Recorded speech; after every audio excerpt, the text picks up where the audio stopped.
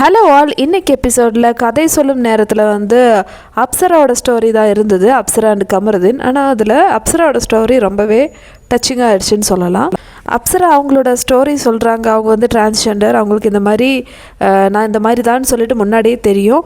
ஆனால் அவங்க அம்மா கிட்ட இந்த மாதிரி சொல்லியிருக்காங்க, அம்மாக்கிட்டேயும் அண்ணாக்கிட்டேயும். அப்சரா என்ன நினச்சாங்கன்னா, எல்லாரையும் மாதிரி என்னையும் வீட்டை விட்டு வெளியே அனுப்பிச்சிடுவாங்க அப்படின்னு நினச்சாங்க.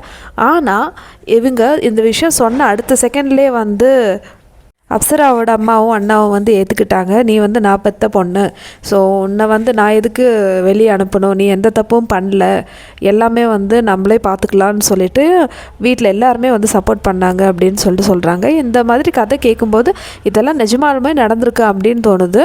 மேலும் அப்சரா சொல்கிறாங்க, இந்த காலத்தில் படித்தவங்க வீட்டிலே இந்த மாதிரி ஒரு பிரச்சனை நடக்கும்போது எல்லோரும் வீட்டை விட்டு அனுப்பிச்சிடுவாங்க அந்த குழந்தைய. ஆனால் எங்கள் வீட்டில் அப்படி இல்லை, என்னை நல்லா சப்போர்ட் பண்ணாங்க. என்னோடய சர்ஜரிக்கு என்னோடய குடும்பமே ஹெல்ப் பண்ணிச்சு. என்னோடய தாத்தா பாட்டி எல்லாருமே எனக்கு ரொம்பவே சப்போர்ட் பண்ணாங்க. அப்சராவோட இந்த ஸ்டோரி எல்லாருக்குமே ஒரு லெசன் சொல்லலாம். ஸோ இந்த மாதிரி குழந்தைங்க இருந்தாங்கன்னா கண்டிப்பாக அவங்களுக்கு என்ன வேணும், அவங்களுக்கு என்ன தேவைன்னு சொல்லிட்டு நம்ம சப்போர்ட் பண்ண. அதை விட்டுட்டு இவங்கள வீட்டை விட்டு வெளியே அனுப்பிச்சிடலாம், இல்லைனா வேறு எங்கேயாவது கொண்டு போய் விட்டுடலாம், அந்த மாதிரி ஒரு எண்ணமே வரக்கூடாது. ஏன்னா யாருமே வேணும்னு இந்த மாதிரியே மாறதில்லை.